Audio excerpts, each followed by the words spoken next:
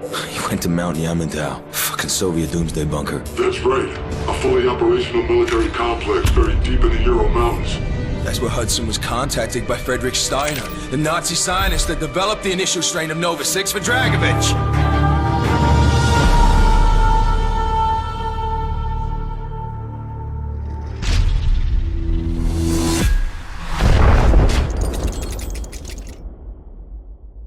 What's going on, everybody? This is dkdynamite, and tonight what I have for you guys is a very interesting video. There are some shocking plot details that Treyarch left behind for us, which will be directly impacting the events of Black Ops Cold War. A lot of secrets that we've kind of been sitting on that a lot of people just haven't addressed yet. Now, a lot of these details have to do with the character known as Weaver, who will be playing a main role within Black Ops Cold War Zombies, so definitely fasten your seatbelts. We have quite a bit to get into in today's video, but before I jump into that, I wanted to go over a couple of quick news updates. So first and foremost, Season 6 of Modern Warfare and Warzone will start on September the 29th, and that was revealed thanks to the Rocker team, who is hosting a $100,000 Warzone event featuring pros and other content creators. So unless Season 6 is going to be short, and then they have a short Season 7, it does seem like Season 6 will be the last season of Modern Warfare, since if it does last as other seasons usually do, this will kind of conflict with the release date of Black Ops Cold War. And also in the news, it was confirmed that bullet penetration in Black Ops Cold War will be the same for all weapons in each class. FMJ and attachments won't change the value of some of the bullet penetration, since devs believe it's inconsistent, which then means the LMGs are more powerful than assault rifles, and assault rifles are more powerful than SMGs. It is all based on the weapon class. Attachments will not change how powerful these weapons are, which I think is a pretty cool change for multiplayer overall, and I'm sure it'll work out just fine.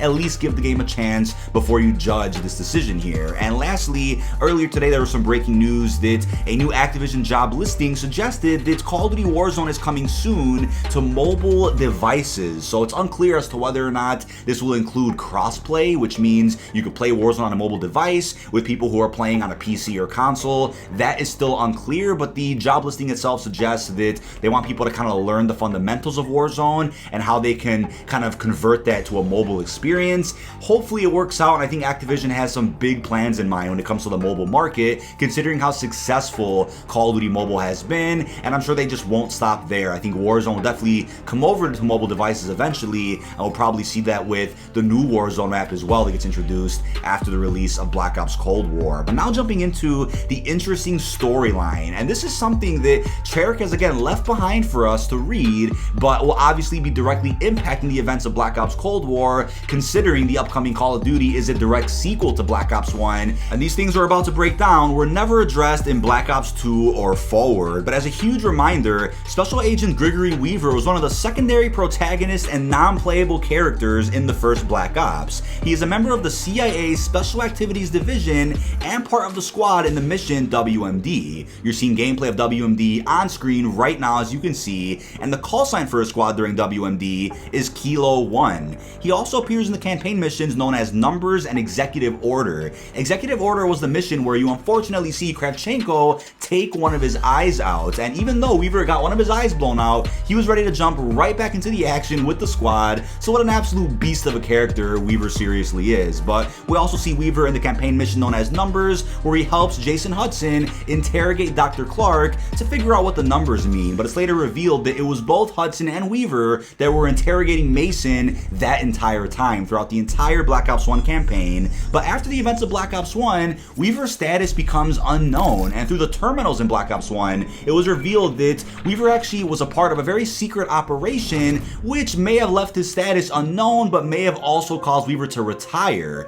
So that was never really fully explained, but luckily, thanks to Black Ops Declassified, there are even more details about the secret operation that took place, and this will definitely be addressed in Black Ops Cold War, considering the secret operation took place in 1978, and guess what? Black Ops Cold War takes place from the time span of, I believe, 1968 to around 1983-ish, so there is quite a bit of time in there to cover whatever the secret operation was, and Weaver, of course, will be playing a main role in Black Ops Cold War Zombies, so hear me out on this one. Operation Charybdis was a joint Special Activities Division and MI6 operation to eliminate Jason Hudson, Gregory Weaver, and Alex Mason, said to have taken place in 1978, which which is 10 years after the events of Black Ops 1. And we learned about Operation Charybdis from the intel that you find in the last campaign mission of Black Ops 1, and also through some of the main events of Black Ops Declassified. Now, if you want a full storyline breakdown of Black Ops Declassified, which is only on the PS Vita, I will have that banger video linked down below in the description. But considering that Declassified isn't actually listed on the official Treyarch timeline from their website, it can be assumed that they're going to actually overwrite and rewrite certain events of Black Ops Declassified within Black Ops Cold War, just to ensure that consistency is key and everything that they tell going forward perfectly fits the narrative that they actually have for the future. So besides that, it was also confirmed from the intel that the primary goal was to terminate Mason,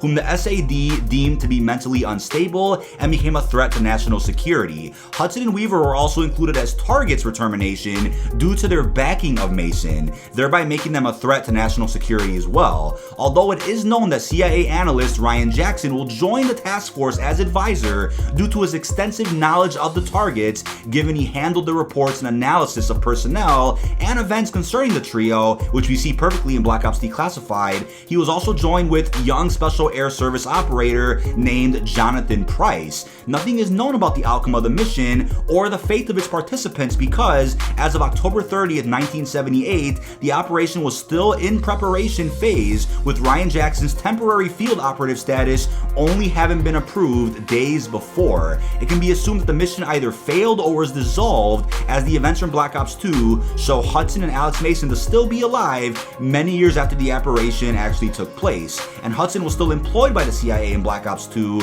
using Alex Mason along with him and Frank Woods. The fate of Weaver, however, was not known after the operation. Ryan Jackson was a special agent in Black Ops Declassified that was set to investigate everything that Mason, Hudson, and Woods had done, and I guess that includes Weaver as well. So it's really interesting how Black Ops Cold War, whether we like it or not, will have to address some of these events in some way, shape, or form. Unless they go the easy route of just saying that Weaver retired after Black Ops 1, I'm sure they'll throw in some spice somewhere, considering that he is a main character in the zombie storyline they had planned. But also keep in mind that Jonathan Price is an agent that was working with Ryan Jackson, and it's never addressed who Jonathan Price was. But how ironic is it that his name is John Price, just like the Captain Price you know from the Modern Warfare series? People always pointed this out when they read this intel and assumed that this was the first bit of crossover between Modern Warfare and Black Ops. But now that we know Black Ops and Modern Warfare are officially crossing over, and we're already seeing that with Warzone, it can be assumed that they could easily follow up on some of this storyline within the Black Ops Cold War campaign, which could tie perfectly into the Modern Warfare 2019 reboot. Now, to be fair, if that was the original Captain Price, he would be pretty old by the time that Modern Warfare 2019's events actually take place. So maybe it was Captain Price's father, unless it wasn't the Price that we know at all, but it is kind of ironic that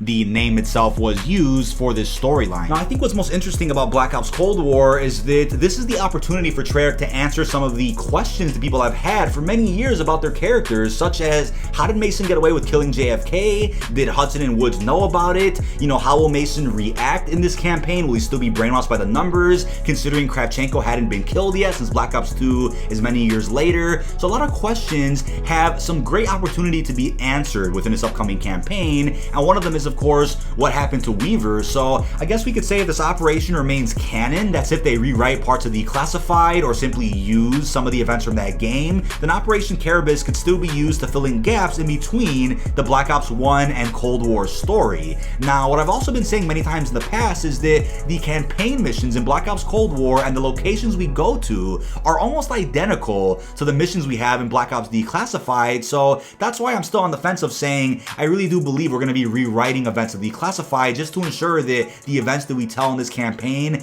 better fit the narrative that they have planned for the future. And Declassified's ending perfectly sets up the events of Black Ops 2, where we kill Menendez's father, which leads to some of the rage that Menendez actually has in the Black Ops 2 campaign. But now that Modern Warfare is crossed over with Black Ops, as I've said, it doesn't really make sense to have Modern Warfare 2019 and Black Ops 2 take place in the same timeline. If they make it work, I'll be happy with that and I'll take it. But as of now, it doesn't seem like it could work, so maybe a part of rewriting Declassified is because they want to tell the events a bit differently to ensure that it ties better into Modern Warfare 2019's reboot. And Operation Charybdis is a great place to start, considering some mysterious Jonathan Price took part in some of those events along with Ryan Jackson. Now, in the Zombies teaser we got for Black Ops Cold War, we did get to see Weaver for a little bit, and based on the storyline details we have as of now, thanks to verified insiders, we will be investigating what the Russians were doing with the German 115 experiment at the Nocturne Towin site. So Weaver will either be a playable character in this crew, or will simply be guiding a crew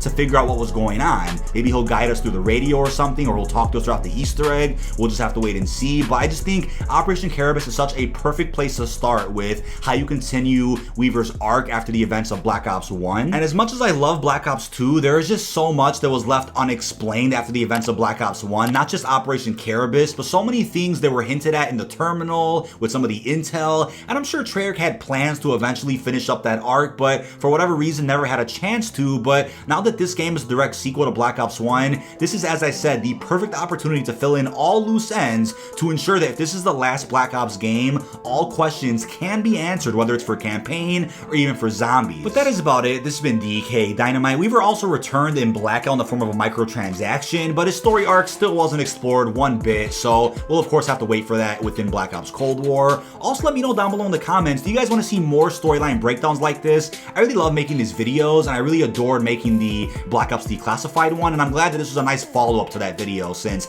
it ties perfectly into the events with Ryan Jackson, Jonathan Price, everything that was going on within the 70s of the Black Ops timeline. But tomorrow is also the PlayStation 5 live event where they'll probably be confirming the price of the console, the release date, and even when pre-orders are going to go live. I'll have a video breaking all of that down at some point tomorrow night. I would stream the event, but unfortunately I have a class at the same time that the event starts, so that's a bit unfortunate, but really hope you've enjoyed, and peace out everyone.